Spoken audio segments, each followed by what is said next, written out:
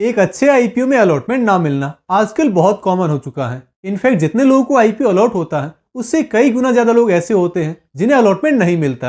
आप अपने आसपास ही देख लीजिए कितने लोग आईपीओ में अप्लाई करते हैं और कितनों को अलॉटमेंट मिलता है।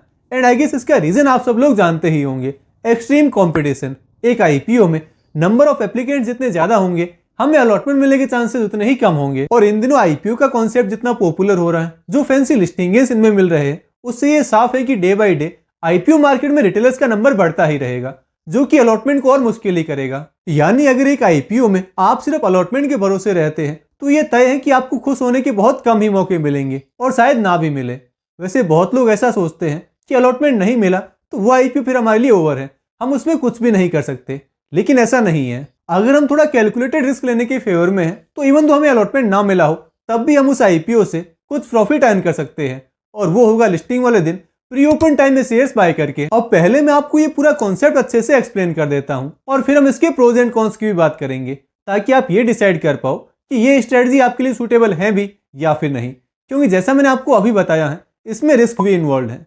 तो पूरी जानकारी के लिए आप इस वीडियो के अंत तक बने रहें। देखिए, आपको जिस कंपनी का आईपीओ अलॉट नहीं हुआ है, अगर आपको लगता है कि उस कंपनी का बिजनेस बहुत अच्छा है, उसके फाइनेंशियल्स अच्छे हैं, लिस्टिंग के बाद उस कंपनी के शेयर्स काफी डिमांड में रह सकते हैं, तो आपके पास एक ही चांस होता है कि आप लिस्टिंग वाले दिन एग्जैक्ट लिस्टिंग प्राइस पर ही उस कंपनी के शेयर्स खरीद लें। उसके बाद अगर आपकी प्रेडिक्शन सही साबित होती है, लोग उस कंपनी में अपना इंटरेस्ट शो करने लगते हैं, शेयर्स खरीदना शुरू कर देते हैं, तो फिर लिस्टिंग के बाद उस कंपनी का शेयर प्राइस भी लगातार बढ़ने लगता है। क्योंकि जितनी ज्यादा बाइंग आएगी शेयर प्राइस उतना ही ज्यादा ग्रो करेगा। और अगर आपने लिस्टिंग प्राइस पर ही ऑलरेडी शेयर्स खरीद रखे हैं तो फिर आपका प्रॉफिट भी बढ़ता रहेगा।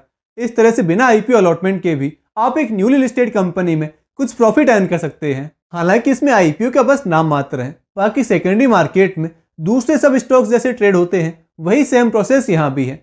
तो अब आप कहेंगे फिर इसमें डिफरेंस क्या है? हम किसी नई कंपनी के शेयर्स खरीदें, उससे अच्छा जो 5000 कंपनीज ऑलरेडी लिस्टेड है हम उन्हीं में से किसी एक को पिक कर लेते हैं। तो देखिए, यहाँ प्री ओपन टाइम का एक अलग तड़का है और वही इस पूरे प्रोसेस का सबसे इंपॉर्टेंट पॉइंट भी है। इसे अगर मैं आपको थोड़ा अच्छे से एक्सप्लेन करूं तो जब भी एक आईपीओ का अलॉटमेंट आउट होता है तो जनरली उसके 2 दिन बाद आईपीओ लाने वाली कंपनी की लिस्टिंग होती है। अब इस लिस्टिंग वाले दिन शेयर्स की ट्रेडिंग तो 10 बजे शुरू होती है, लेकिन बाइंग और सेलिंग ऑर्डर सुबह 9 बजे से ही लगना शुरू हो जाते हैं और 9:35 से 9:45 के बीच किसी भी टाइम कंपनी की लिस्टिंग हो जाती है, यानी कि ओपनिंग प्राइस डिसाइड हो जाती है। तो यहाँ हम 9 से 9:35 की विंडो में अपना बाइंग ऑर्डर प्लेस करके ट्रेडिंग शुरू होने से पहले ही लिस्टिंग प्राइस पर शेयर्स खरीद सकते हैं, ताकि लिस्टिंग के बाद अगर वो कंपनी डिमांड में रहे, अगर शेयर प्राइस में कोई शार्प अप ट्रेंड आए तो हम उसका बेनिफिट ले सकें। अब प्री ओपन टाइम में बाइंग कैसे होती है, कब और किस प्राइस पर हमें ऑर्डर लगाना होता है, कैसे ऑर्डर एग्जीक्यूट होता है, अगर आपको ये पूरा प्रोसेस लाइव देखना है तो इस पर एक डिटेल्ड वीडियो मैंने ऑलरेडी बना रखा है, जिसका लिंक आपको ऊपर आई बटन में और नीचे डिस्क्रिप्शन बॉक्स में मिल जाएगा। अब अगर प्री ओपन टाइम में शेयर्स बाय करने का ये कॉन्सेप्ट आपको बहुत एक्साइटिंग लग रहा है तो आई विल सजेस्ट कि आप इसके नेगेटिव पॉइंट्स भी जरूर जान लें, जिनके बारे में मैं आपको अभी वीडियो में आगे बताने वाला हूं।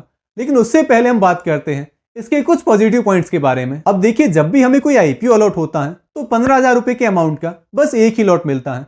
एक बार के लिए आप अचानक अलॉटमेंट भूल जाइए, यहाँ बस रिटेल कैटेगरी की बात है। अब मान लो वो आईपीओ 50% पर भी लिस्ट हो जाए तो भी हमें कोई बहुत बड़े अमाउंट का प्रॉफिट नहीं होने वाला। तो अलॉटमेंट में तो हमें फिक्स नंबर ऑफ शेयर्स ही मिलेंगे, लेकिन लिस्टिंग वाले दिन प्री ओपन टाइम में हम जितनी मर्जी चाहे उतने शेयर्स खरीद सकते हैं, इस पर कहीं कोई रेस्ट्रिक्शन नहीं है। और ये तो ऑब्वियस है कि हम जितने ज्यादा अमाउंट के शेयर्स खरीदेंगे, अगर वो शेयर चलना शुरू हुआ तो हमें प्रॉफिट भी उतना ही ज्यादा होगा। हालांकि रिस्क भी इंक्रीज होगा, लेकिन उसके बारे में आगे हम बात करने वाले हैं। तो देखिए, प्री ओपन टाइम में हमारे पास ये लग्जरी होती है कि हम अपनी कैपेसिटी के अकॉर्डिंग कम ज्यादा शेयर्स खरीद सकते हैं, जबकि आईपीओ के केस में ऐसा नहीं है। दूसरा, फिर आजकल आईपीओ की इतनी हाइप है, इतने ज्यादा लोग इसमें अप्लाई करते हैं, तो जनरली लिस्टिंग वाले दिन ट्रेडिंग वॉल्यूम बहुत ज्यादा होती है। अब अगर उसमें बायर्स ज्यादा हो तो फिर शेयर प्राइस बहुत रैपिडली ग्रो करता है। जैसे मान लो एक आईपीओ ग्रे मार्केट में 70% के प्रीमियम पर ट्रेड कर रहा था, लेकिन जिस दिन कंपनी की लिस्टिंग होनी थी उस दिन पूरा मार्केट ही डाउन ट्रेंड में था और नेगेटिव सेंटिमेंट्स के चलते लिस्टिंग बस 30% पर हुई। तो जनरली ऐसी खराब लिस्टिंग के बाद बल्क बाइंग हमें देखने को मिलती है। कई बार तो लिस्टिंग के बाद बस कुछ ही देर में 10-20% का अपर सर्किट लग जाता है और अगले कुछ ही दिनों में शेयर प्राइस 40-50% तक भी ग्रो कर जाता है। तो ऐसे में अगर हमने प्री ओपन टाइम में लिस्टिंग प्राइस पर शेयर्स खरीद रखे हो तो हम अपने इन्वेस्टमेंट पर कुछ क्विक गेन्स अर्न कर सकते हैं। और मोस्टली लोगों का टारगेट भी यही होता है कि वो लिस्टिंग के बाद के अपमूव को कैप्चर कर सके। अब कई बार ये हो सकता है कि 20% का हो और कई बार हो सकता है कि 50% हो। ये कंप्लीटली कंपनी के नेचर और ओवरऑल मार्केट के मूवमेंट पर डिपेंड करता है।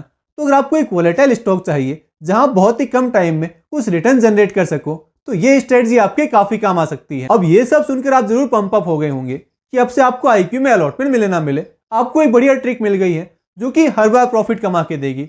लेकिन ऐसा बिल्कुल भी नहीं है।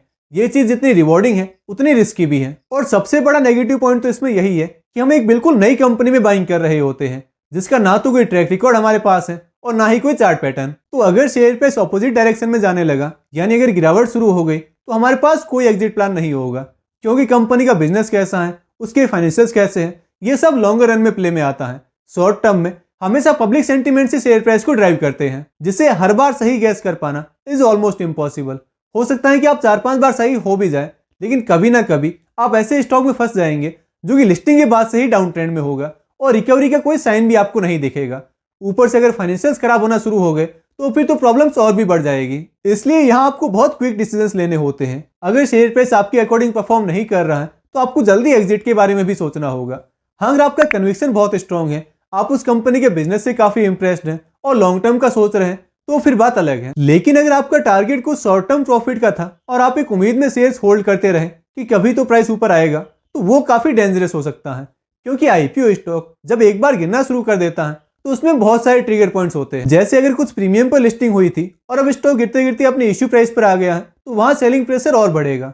फर्दर अगर 5-10% की गिरावट होती है तो जो लोग थोड़ा बफर लेकर चल रहे थे वो भी अपने शेयर सेल करना शुरू कर देंगे। और जब एंकर इन्वेस्टर्स का लॉक इन पीरियड खत्म होगा तो हो सकता है कि हमें उनकी तरफ से भी सेलिंग देखने को मिले। और इस बीच अगर कहीं कोई क्वार्टरली रिजल्ट खराब आ गया तब तो हर तरफ नेगेटिव सेंटीमेंट्स होंगे।